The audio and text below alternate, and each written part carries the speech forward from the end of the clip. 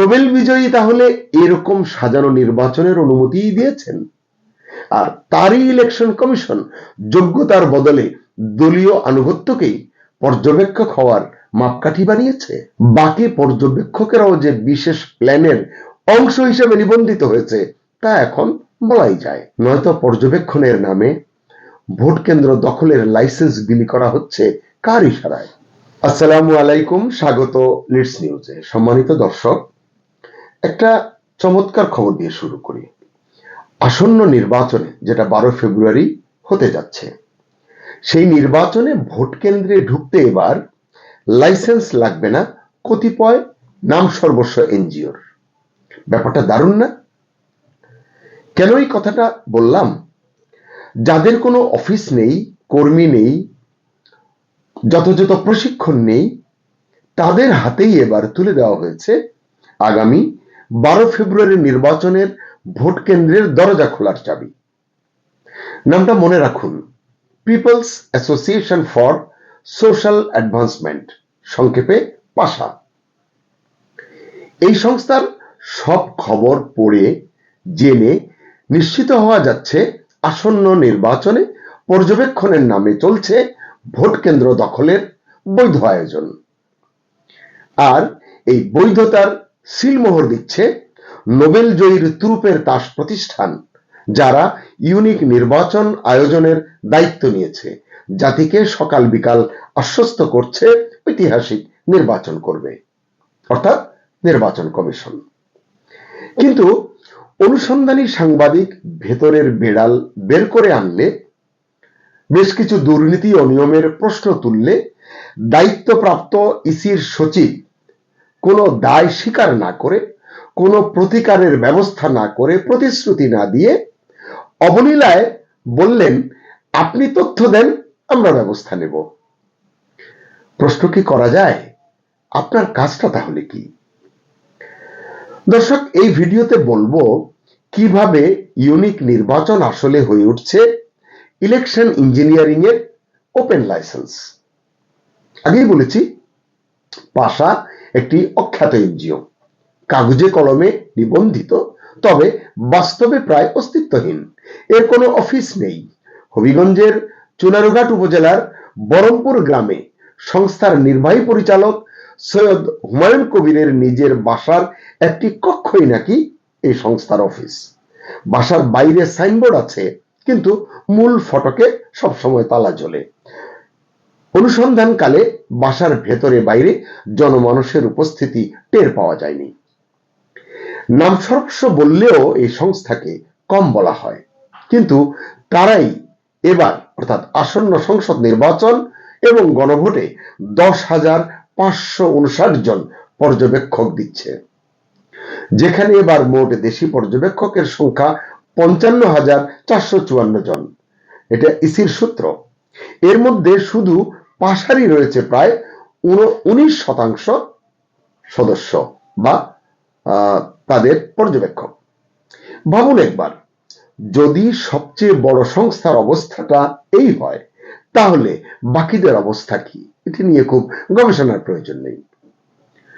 দৈনিক প্রথম আলোর অনুসন্ধান বলছে, পাশার নিজস্ব কোনো কর্মী নেই, তবু তারা পেয়েছে 127টি আসনে পর্যবেক্ষণ করার অনুমোদন। কিভাবে? এর উত্তর আরো ভয়ঙ্কর। পাশা নিজেরা পর্যবেক্ষক না পাঠিয়ে অন্য এনজিওকে সহযোগী হিসাবে নাকি নিয়োগ দিচ্ছে। অর্থাৎ লাইসেন্স আছে, দায়িত্ব নেই, ঝুঁকি নেই, কিন্তু সুযোগ অবারিত, অসীম। এটাই কি নির্বাচন পর্যবেক্ষণ, নাকি ভোট কেন্দ্রে ঢোকার ব্যবসা? আরেকটু পেছনে যাই। বর্তমান নির্বাচন কমিশন গত 7 নভেম্বর প্রথম ধাপে 66টি দেশি সংস্থাকে নিবন্ধন দেয়। এটি নিয়েও বেশ আলোচনা হয়েছে, আমরা একটি কন্টেন্ট করেছি। সেই তালিকায় আজকের আলোচিত সংস্থা পাশা নাম ছিল না। এরপর গত 8 ডিসেম্বর হঠাৎ পাশা সহ আরো 15টি সংস্থা যুক্ত করে মোট 81টি সংস্থার তালিকা প্রকাশ করে নির্বাচন কমিশন। প্রশ্ন হলো, এই এক মাসে কি এমন হলো, কি এমন বদলে গেল, কি এমন যোগ্যতা জন্ম নিল পাশার? কার প্রতিভার পরশমণির ছোঁয়ায় প্রাথমিক তালিকায় না থেকেও মূল তালিকায় সরাসরি ওয়াইল্ড কার্ড এন্ট্রি নিল পাশা। কে তিনি? কোনো উপদেষ্টা, নাকি কোনো রাজনৈতিক দল, নাকি খোদ ইলেকশন কমিশন? কোন জাদুমন্ত্র বলে পাশা নিবন্ধিত হবার যোগ্যতা অর্জন করলো, এটি মানুষ জানতে চায়। এজন্য কি শুধু ব্যক্তি বা প্রতিষ্ঠানের প্রভাবই কাজ করেছে, নাকি নগদ নারায়ণই সবকিছু আমূল বদলে দিয়েছে? এই নগদ নারায়ণের জোগাড় যন্ত্রটা কারা করলো? কোনো বিশেষ দল? সমাজসেবা অধিদপ্তরের কাগজ বলছে পাশার কর্মসূচির যে সীমানা বৃত্ত হলো বৃক্ষরোপণ কর্মসূচি, যৌতুক বিরোধী আন্দোলন, বিনামূল্যে শিক্ষা উপকরণ বিতরণ ইত্যাদি ইত্যাদি। কিন্তু বাস্তবতা 1993 সালে নিবন্ধন নেয় পাশা। তারপর থেকে আজ অব্দি সংস্থার কার্যকরী কমিটি অনুমোদনের জন্য আবেদন করা হয়নি। নেই এনজিও ব্যুরোর অনুমোদন। ক্ষুদ্র ঋণ নিয়ে কাজ করার বৈধতাও নাকি নেই, বরং আছে ভয়ঙ্কর কিছু অতীত। কি সেগুলো? দু একটি বলি। একবার আগে হবিগঞ্জ শহরে নারীদের চাকরি দেওয়ার নামে বেশ কিছু আয়োজন করেছিল, তখন অভিযোগ উঠেছিল পাশার বিরুদ্ধে। এক পর্যায়ে এলাকাবাসীর প্রতিবাদের মুখে এলাকা ছাড়তে হয় পাশাকে। 2001 সালের জাতীয় নির্বাচনে 500 এবং 1000 টাকায় পর্যবেক্ষক কার্ড বিক্রি করেছে এমন অভিযোগ রয়েছে এই সংস্থার বিরুদ্ধে। আর এবার নির্বাহী পরিচালক নিজেই স্বীকার করছেন। সৈয়দ হুমায়ুন কবির বলছেন পর্যবেক্ষকদের কারো প্রশিক্ষণ নেই, এই যে 10,000 সামথিং যারা 10,500 মতো, কারো প্রশিক্ষণ নেই, শুধু এদের যারা দলনেতা থাকবেন তাদের ট্রেনিং দেওয়া হবে। বুঝুন অবস্থা। তাহলে কি প্রশ্ন করতে পারি এরা ভোট কেন্দ্রে গিয়ে আসলে কি করবে? এদের কাজটা কি হবে সেখানে? আচ্ছা সত্যিটা বলুন তো কেউ, এরা কি কোনো বিশেষ দলের গোপন এজেন্ট, বিশেষভাবে প্রশিক্ষিত? এই নজরদারির বাইরে তারা অন্য কাজ করবে? ভোটের দিন এরা সহজেই ঢুকতে পারবে ভোট কেন্দ্রে, গোপন কক্ষ ছাড়া সব জায়গায় যেতে পারবে এটা বলা হচ্ছে। কিন্তু যদি গোপন কক্ষেও যায়, ধরবে কে, আটকাবে কে, তাদেরকে বাধা দেবে কে, এটি নিয়ে প্রশ্ন তুলবে কে, প্রশ্ন শুনবে কে? এবং এরা থাকতে পারবে ভোট গণনার সময়ও। অর্থাৎ মেটিকুলাস ডিজাইন এবার এই লেভেলেও কাজ করছে বলে মনে করছেন অনেকে। দর্শক, আপনার মনে কি প্রশ্ন থাকছে না এদেরকে কারা দেয় এই ক্ষমতা, কারা দিয়েছে? সহজ উত্তর হলো নির্বাচন কমিশন। কিন্তু এদের নিবন্ধন রহস্যের জট কমিশন কিন্তু খোলে না। প্রথম আলোর সাংবাদিকের অনুসন্ধানে এত বড় অনিয়ম ও দুর্নীতির খবর প্রকাশের পরও কমিশন এ ধরনের অযোগ্য প্রতিষ্ঠানের নিবন্ধন বাতিল করে না, প্রয়োজনীয় পদক্ষেপ নেয় না। উল্টো ইসি সচিবালয়ের জ্যেষ্ঠ সচিব আক্তার আহমেদ বলেন, আপনি তথ্য দেন, আমরা ব্যবস্থা নেব। অবিশ্বাস্য।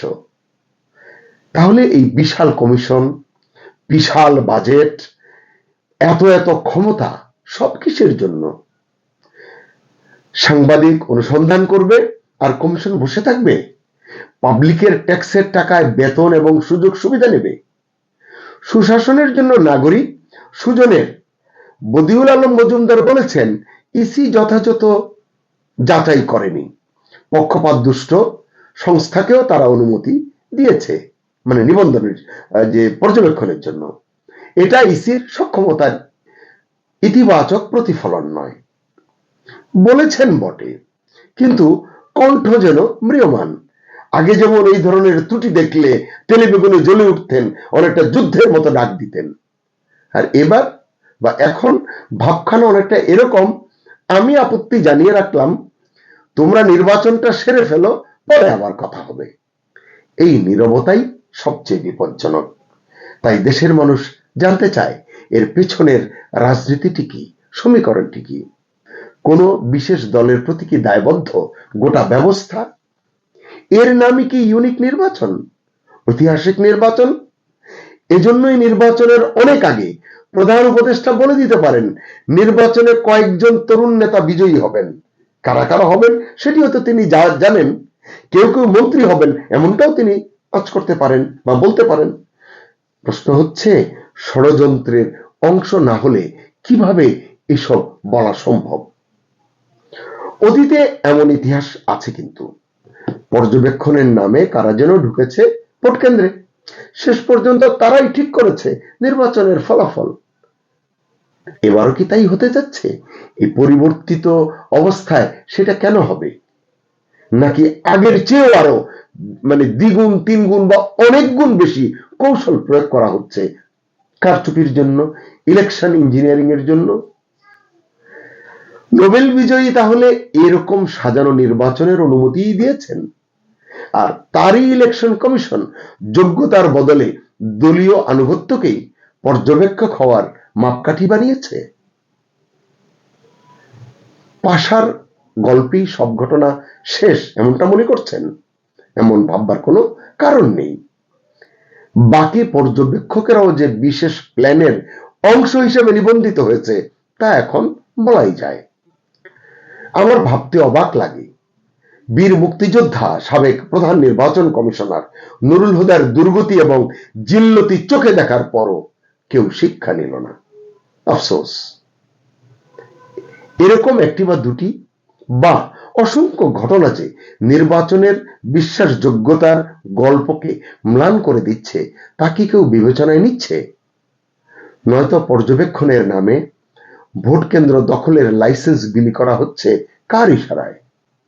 এটা যে নির্বাচন নয়, সুকৌশলে ইলেকশন ইঞ্জিনিয়ারিং হতে চলেছে, কেন এটা সরকার প্রধান থেকে শুরু করে দায়িত্বপ্রাপ্তরা বুঝতে পারছেন না, নাকি বুঝতে চাইছেন না? তবু বলবো, এখনো সময় আছে, লাগাম টানুন। অন্যথায় এই ইউনিক নির্বাচন সত্যিই হয়তো ইতিহাস হয়ে যাবে, তবে তা রাষ্ট্রীয় প্রহসন হিসেবে। ভাবুন, প্রশ্ন তুলুন, আর চোখ রাখুন লিডস নিউজে। আল্লাহ হাফিজ।